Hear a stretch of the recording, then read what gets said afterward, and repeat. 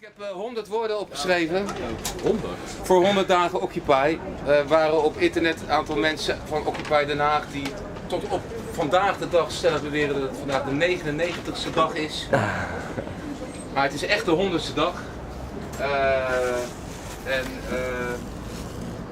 Het was eigenlijk iedere dag met een ander verhaal. En soms wel 2, en soms wel 3, en soms wel 4. Ik zelf was er niet bij de allereerste dag. Ik was in de Occupy Den Haag. Maar de verhalen die ik gehoord heb, was ik op 15 oktober hier bij Rotterdam een bijeenkomst. En uiteindelijk een soort stormloop hier naartoe. En sinds die dag zijn we hier niet meer weg geweest. We hebben hier de eerste 2 weken letterlijk gewoon op de trap gezeten. Op een kleedje of met een paar spandoeken om ons heen. En heel langzaam is het gegroeid naar wat het nou is. Na 2 weken besloten we toch ook de nacht te gaan proberen. Echt maar met een paar mensen. En zo van ja, niet geprobeerd, dan weten we het niet. En als we het wel proberen, dan lukt het niet. Dan is het jammer, maar lukt het wel, dan is het heel mooi. En het is daarom heel bijzonder dat we eigenlijk hier dan staan. Want eigenlijk moet ik eerlijk zeggen, hadden we niet gedacht dat het zo zou gaan lukken. We konden ook in het begin ook helemaal geen voorstelling maken wat het zou zijn om hier te slapen. Met alle drukte om je heen. Dat was ook best wel iets, een soort drempel die we moesten nemen eigenlijk, zo hier midden in. Dus het is best wel een rare plek. Maar inmiddels zijn we daaraan gewend. En ja, het is een rare plek, maar ja, we hebben hier heel veel meegemaakt. En eigenlijk is het tot nu toe gewoon heel erg goed verlopen allemaal. We hebben niet echt hele bedreigende, rare dingen meegemaakt. Ze staan we dus aan je teentje, toen we op de teentjes zijn stonden. Sjorren, maar in principe is er eigenlijk niet zo heel veel rare dingen gebeurd. Ik denk het allerbelangrijkste wat er is gebeurd in die 100 dagen is dat er een generatie is opgestaan. En die generatie, dat is eigenlijk, als je kijkt naar degene die het kamp overeind houden, denk ik dat het met name de 20ers zijn die dat doen. Die zijn misschien ook nog wel qua gezondheid en qua fysieke gesteldheid zo sterk dat ze ook de kou en alles kunnen doorstaan. Ik hoor daar dus niet bij. Ik hoor er dus niet bij. Maar ja, bijvoorbeeld Alle die nou net zijn mond opentrekt, die heeft hier de eerste 2 maanden van bijna dag en nacht gezeten. En Attila die hier staat ook. En dan nog een paar, Arno is er nou niet. Maar dat zijn echt allemaal 20ers. En die... Jij is toch 30? Ben jij 30 dan? Ik ben 35. 35? Zou je niet zeggen. Maar goed, maar buiten die 20ers is het ook gewoon een generatie door alle generaties heen die is op gaan staan. En dat is denk ik de generatie van mensen die zeggen van we pikken het niet meer, zo is het genoeg geweest. Het mag eigenlijk allemaal best wel wat menselijker, wat er de laatste 10, 20 jaar allemaal aan de hand is. Het zal allemaal wel, maar wij vinden het eigenlijk gewoon allemaal de verkeerde richting. En wij geloven gewoon dat het anders kan. En dat geloven we nog steeds. Juist. In het begin werd er ook heel sterk, en dat is een beetje bijna naar binnen geslagen, laat ik zeggen. De liefde werd gepredikt, one love. Respect voor iedereen, maar vooral ook de liefde. En het bijzondere is dat, wat ik net zeg, van dat het naar binnen is geslagen. We hebben inmiddels ook gewoon iets van 3, 4, 5 Occupy-liefdes hier. Relaties, echt gewoon serieuze relaties die hier ontstaan zijn. En dat komt denk ik ook wel gewoon doordat, ja, vanaf het begin af aan, dat menselijke, dat liefdevolle hier een heel belangrijk deel was. Wat dat betreft loopt er echt wel een parallel naar de jaren 60 van de Flower Power toen dat ook gebeurde. Ik denk dat dat helemaal niet verkeerd is. Ik denk dat het ook heel erg belangrijk is dat dat, ik hoop ook een onderdeel blijft. Nou, dan wou ik eigenlijk nog een paar dingen opnoemen waar je hier mee te maken krijgt en ook mensen tussendoor bedanken. Vast niet iedereen ook. Maar Abby, ik zie er nou niet zoals vanochtend, maar die komt gewoon iedere dag, iedere ochtend en iedere middag koffie brengen of warm water of thee. En dat is gewoon heel erg prettig als je hier een hele koude nacht hebt gehad of als je hier een hele koude middag hebt lopen vlaaien of hier binnen zit. En dat is met een bepaalde regelmaat, ja, dat geeft houvast. Dat is echt gewoon prettig dat dat er is. Arthur doet dat ook, die zie ik nou ook niet, maar het zijn dus mensen die dus wel iedere dag hier langskomen. En op die manier hebben wij gewoon altijd warm water en lekker koffie en zo. Ja, JP is er nu ook niet. Die heeft allebei de tent gecoördineerd met het opzetten. Die heeft de meubels gemaakt. En die is ook beroemd om zijn trommelsessies. En dat is ook echt ook wel op bepaalde momenten een uitkomst. Soms zien we het eventjes allemaal niet zitten. Is het gewoon of te koud of zijn er gewoon intern van bepaalde spanningen.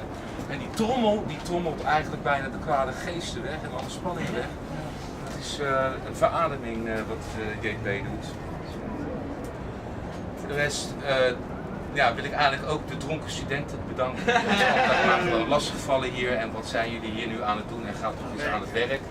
Nou, er zijn heel veel mensen die hier occupyen, die hebben gewoon werk en die gaan gewoon naar school. Maar dat valt er bij die studenten in hun vrije tijd, als zij helemaal lazarus zijn.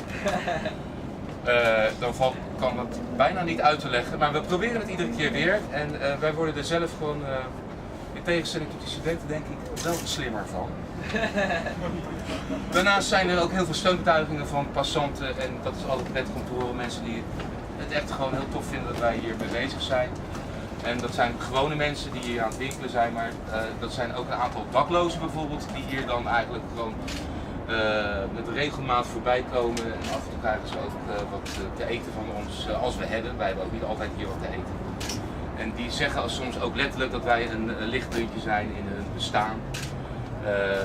Zij vinden het gewoon heel belangrijk dat wij hier zijn. Want ja, als je het vanuit het dakloze standpunt bekijkt, dan is er ook nog heel veel mis in onze wereld.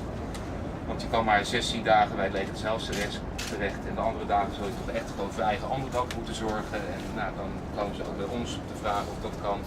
Dat kan dus eigenlijk ook niet. Dat hebben we in het begin wel geprobeerd. Dat is ook een heel pijnlijk proces geweest. Maar mensen die dakloos zijn, die hebben een eigen problematiek. En die zullen mensen toch gewoon daar eerst mee aan de slag moeten. En daar moet ook hulp voor zijn. En dat is er dus niet altijd.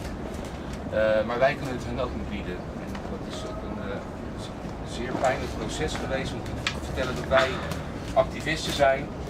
En als zij dat willen zijn, dan zijn ze van harte welkom. Maar als ons eigen portemonnee wordt gestolen of als mensen hier alleen maar dronken zijn of aan het drugs zijn of heel erg agressief zijn, dan komt er hier een probleem binnen waar wij gewoon niet mee om kunnen gaan. Dus dat is in heel kort bestek even verteld wat wij ook daarmee hebben meegemaakt.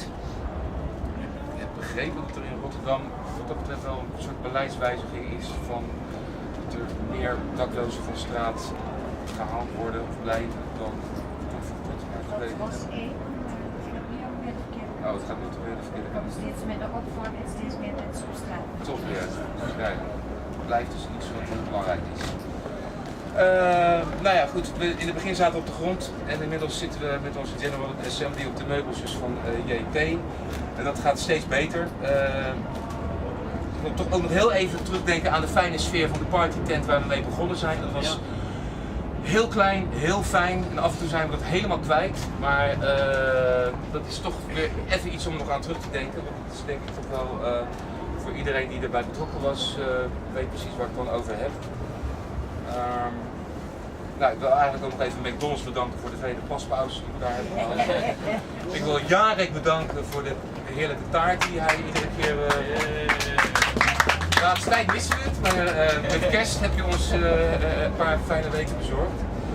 Ik wil nog even terugdenken aan het auto-ongeluk van Bambi, wat gelukkig verleden is. Hij is weer helemaal weer fit.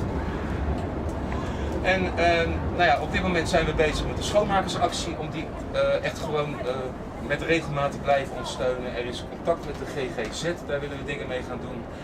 We willen acties gaan voeren samen met het openbaar vervoer. Er staan acties op de planning van het onderwijs en van de thuiszorg. Of we daaraan meegaan, dat is nog niet duidelijk. Wel ook komt er een actie bij detentiecentra en dan eentje in België.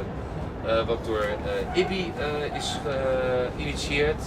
IBI is een Noorse jongen die hier naartoe is komen lopen zonder geld en zonder vervoermiddel. En die wil een wereldreis maken lopend zonder geld.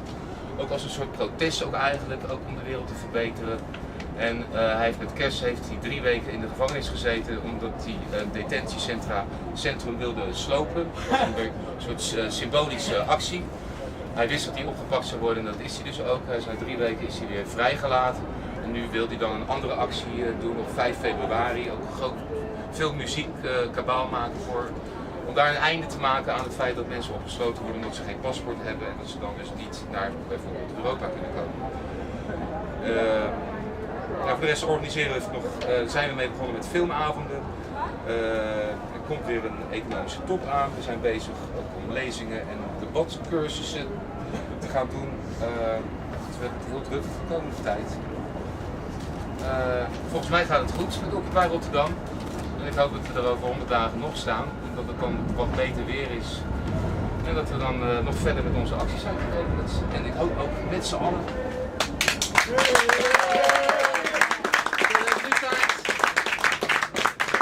Marina heeft een taart gemaakt. Mijn moeder. Dus jij mag naastrijden. Ik keek ernaar. Ik stond erbij. Zo. Mooi.